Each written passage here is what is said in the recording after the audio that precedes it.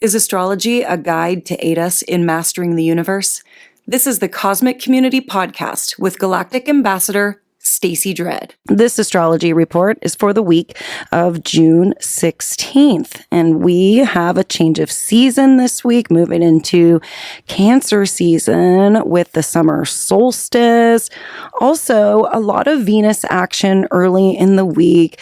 Venus being the planet of love and money and relationships, so we feel that one. And then this is also a pretty big week because we have Chiron, the biggest asteroid in astrology. Well, I can't really say the biggest asteroid.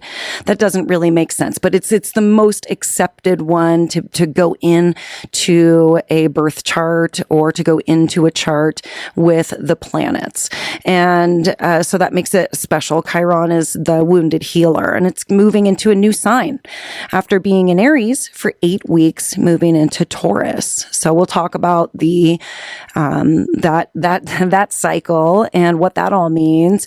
And also Chiron's going to be retrograding back into Aries later this year. So not getting super comfortable, not getting as comfortable in Taurus yet. And Taurus is a place where we like to get comfortable. So let's pull it back and go ahead and go back to the daily report here. So on the 16th, we enter the week with the moon in Cancer, and Cancer has a little bit of a buildup of planets here with the moon there. That makes 3 entities. So Mercury is in Cancer, Jupiter is also there, and with the moon, that makes it a stellium. And so when you have that much energy in one part of the chart, it can bring out the characteristics of that sign a lot more.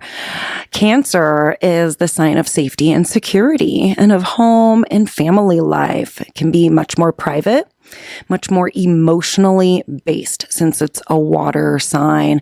And Cancer is represented by the crab. And the crab, it's like this side moving being. Another really interesting part about Cancer is that even though it's the cardinal water sign, meaning that it likes to initiate things, be a leader, step up and start new things, because Cancer season sparks off the summer season, right? So every sign that starts off a new season is known as a cardinal sign. It starts new things. It's the first one out of the gate to go get it. Cancer, though, is represented by this crab. And have you ever seen a crab walk straight forward? No, they don't actually do it. They go side to side. And so a lot of Cancer energy can be not very direct. It's not a forward moving, but it's a side to side, taking care of this over here and taking care of this over here with those big, wide, outstretching claws that can grip and grab and focus the energy out to the sides.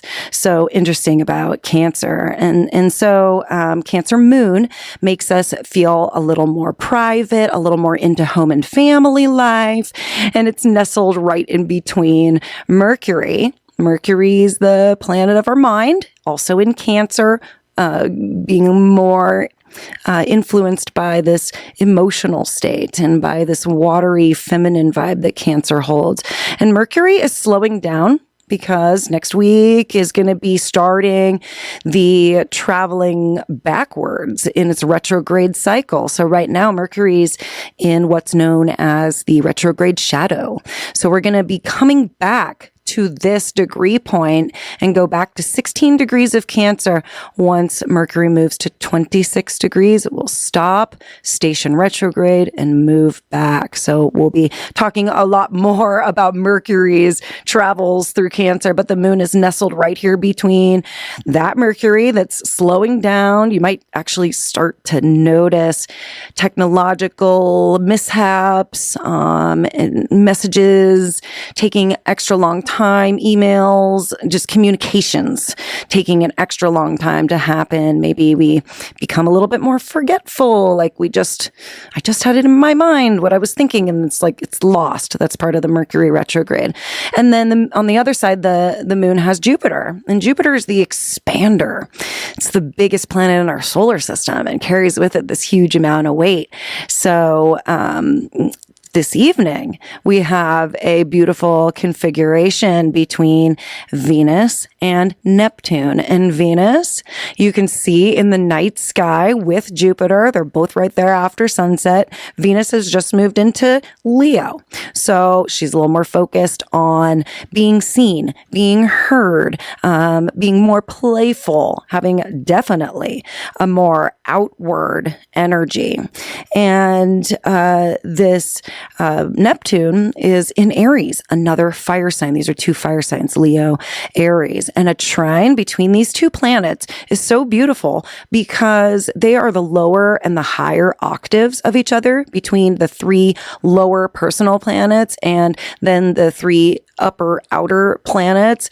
And Venus and Neptune have special energy together. They're both the planets that have to do with love, and love on different levels, right? This humanly love that Venus has to do with, and then Neptune, the unconditional source love that we reach into during hard times. And so fire trines are very supportive. This is very supportive of love, the spark that we feel around the passion of love. And so upper and lower octaves here vibrating together.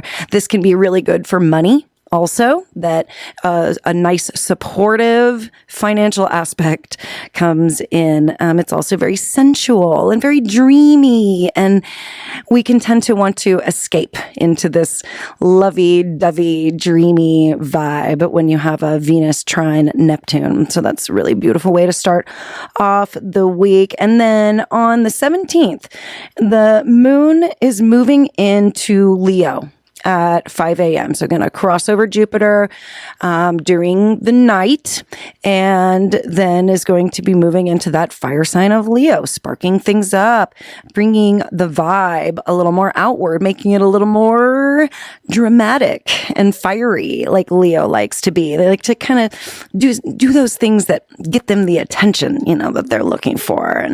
And Leo is the lion. It's the beautiful lion with the beautiful mane, and nobody really minds paying a little bit of attention to a Leo because they're usually that beautiful lion with their hair blowing in the wind, and it's like, whoa, look at them. Okay. So this brings in a spark of God aspect, because Leo is ruled by the sun, and the sun is the center of our whole solar system. So it's basically the god of the god of the gods of our solar system, because it runs and rules everything, and everything rotates around it. That's the Leo energy. It wants everything to rotate around it. So Leo is like the god, that it's like the Roman statue. And on the 17th, we have another Venus aspect. Venus is going to make an opposition to Pluto. This is a much different energy than the trine to Neptune, but we need to understand that Pluto and Neptune are themselves in an aspect less than a degree separated from each other. So when Venus is moving through the trine with Neptune, basically is already in this opposition with Pluto, and when in the opposition with Pluto is still very much engaged in that trine with Neptune. So bringing in the dreamy aspect, bringing in this unconditional love, this really supportive, passionate, fiery energy. But in opposition to Pluto, an opposition anywhere in a chart, in astrology, is about making a decision. It's about this over here and that way on the opposite end. And we have come to this maximum separation point, this maximum culmination point, where we are directly 180 degrees across from each other in this circle. And it's known as a time that something happens where we make that decision, where sometimes when involved with some of these powerful planets, these outer planets like Pluto. Pluto's the planet of transformation. And so we know that this decision that comes up on the 17th that's being made by us or by the powers that be, since we are involving the spark of God all of a sudden with all this Leo energy, we're going to see a decision made, and it's going to be a full culmination point, and it's going to cause a very transformative moment. Pluto is about permanent transformation. So whatever takes place is a permanent fix to the future. And it is a moment when we realize that came to its fullest expression, and now that cycle is going to be waning. So if we want to actually see like the root seed of what this cycle is about, we could go back to when Venus made the actual conjunction with Pluto back in Aquarius. And I want to say that this was, Venus takes less than a year to get around the zodiac. And we have to put the retrograde in there. So I'm going to say sometime December, January, that cycle was seeded. And now we have love on one side, Venus, passion in Leo, and Pluto on the other side in Aquarius, independence, lightning strikes. We're going to see something happening between love and what Pluto represents, which is fear and control. So very interesting opposition. Watch for it in your own life. Check to see where 5 degrees of Leo and Aquarius are, because that's going to be the 2 houses of your chart that are going to be, you're going to be making a decision between these 2 houses. The June 18th is just a lunar day. There's a couple of lunar aspects, but it's a very, very quiet day. So if you're looking for a quieter days this week, that's actually the 18th, the 20th, and the 22nd with just lunar aspects. So kind of interesting that it's like one day we get big planetary aspects, and the next day we get kind of a hangover day, because that is what happens. When all you have is lunar aspects, the next day you're just going to see a spillover effect of the previous day's planetary aspects. So when we get to the 19th, we do have a mood change again. The moon moving out of Leo into Virgo. And Virgo is the ruler of Mercury.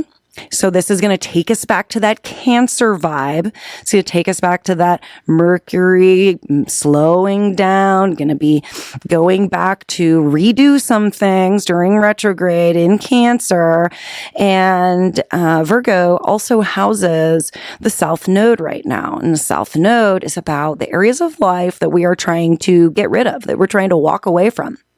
Those things that are no longer serving us, and it being a nodal aspect, the lunar nodes are going to cause cosmic course corrections. This is where the finger of God, I don't actually want to say finger of God, because finger of God is actually an aspect itself. It's when you have one planet or point having 2 inconjuncts away from it with 2 other planets or points. And so that would be 5 signs apart, those inconjuncts. And that is known as a finger of God aspect. And I don't want to say that the nodes themselves are a finger of God aspect. They are cosmic course correctors.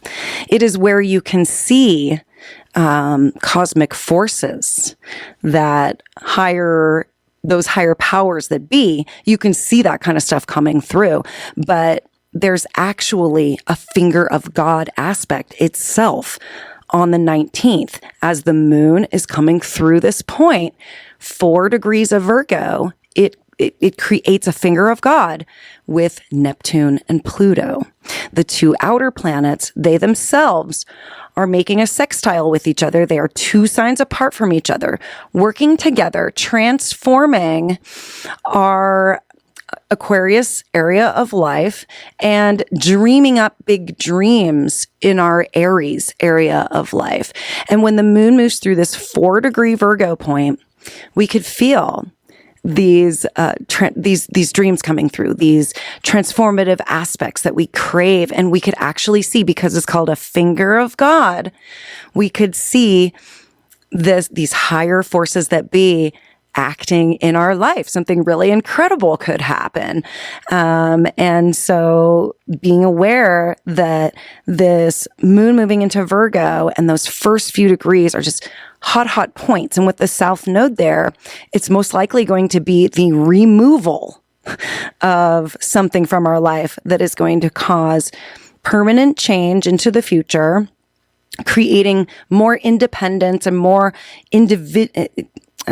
helping us be more of an individual and be the person we want to be in our life. That's Aquarius. That's Pluto and Aquarius.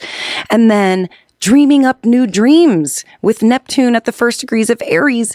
It's in a pioneering sign saying, I want to live my dreams and I'm going to make them happen, because Aries is the sign that makes them happen. And we're going to see another aspect of Aries on this day too, when Chiron moves through the final degree, 29 degrees, 59 minutes of Aries, and then moves to 0 degrees Taurus.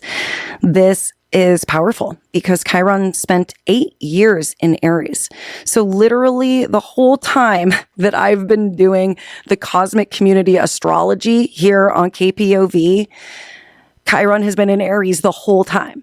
I've never been able to talk about Aries being in another sign. So I'm excited about this. Okay. Chiron is known as the wounded healer. And this is where we are working in our life to heal our wounds. And we finally get to leave that Aries area of life behind and move into a new place to heal. And that's where it transforms Aries, because Aries is the pioneer and confident and wants to step up and do all the things. But when Chiron is moving through a sign, it can bring down the confidence level of that sign. And so Aries is about to be even more confident without Chiron there, but it's not for permanent yet, because Chiron still will go through a retrograde later this year and is in fact currently in its retrograde shadow. So pay attention to your wounds, pay attention to these areas of life that are the wounds that we're trying to master. Okay. We're trying to get past them so that we can indeed help others around those wounds.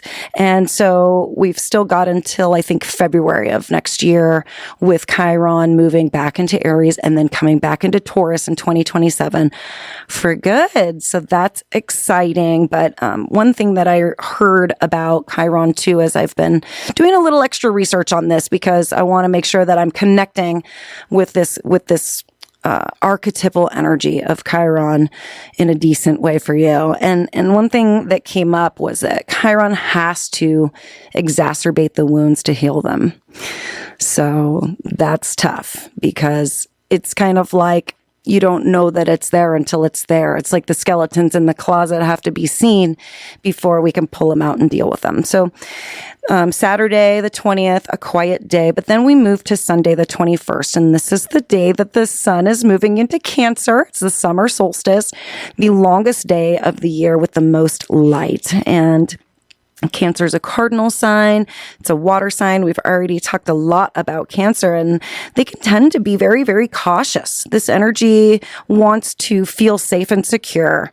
And if it doesn't feel safe and secure, it will pull all of its limbs and everything underneath that really strong exoskeleton and hide. So as we shift from Gemini to Cancer, it's a big change of the energy. Gemini is this outward social character, and Cancer's this like home body.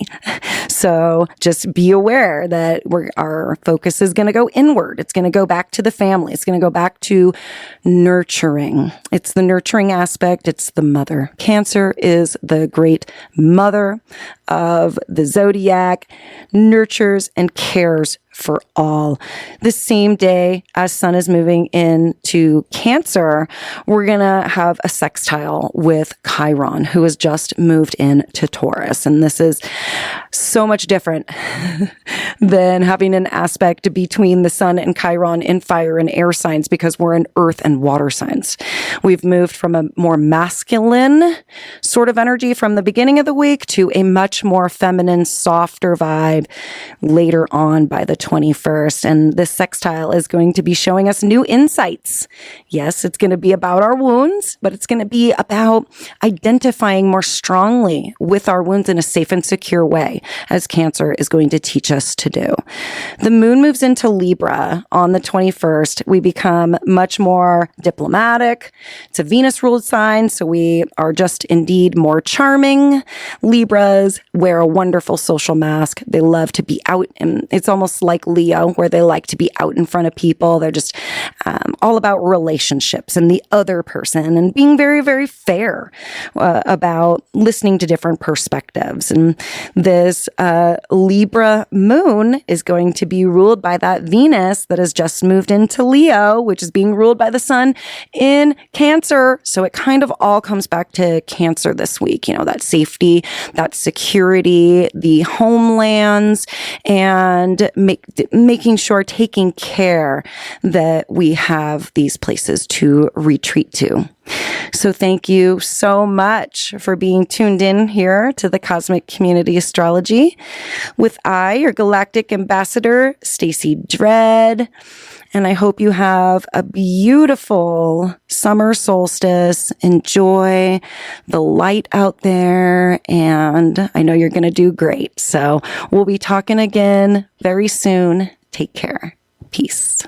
Thank you for listening to the Cosmic Community Podcast. More can be found at kpov.org/thecosmiccommunity.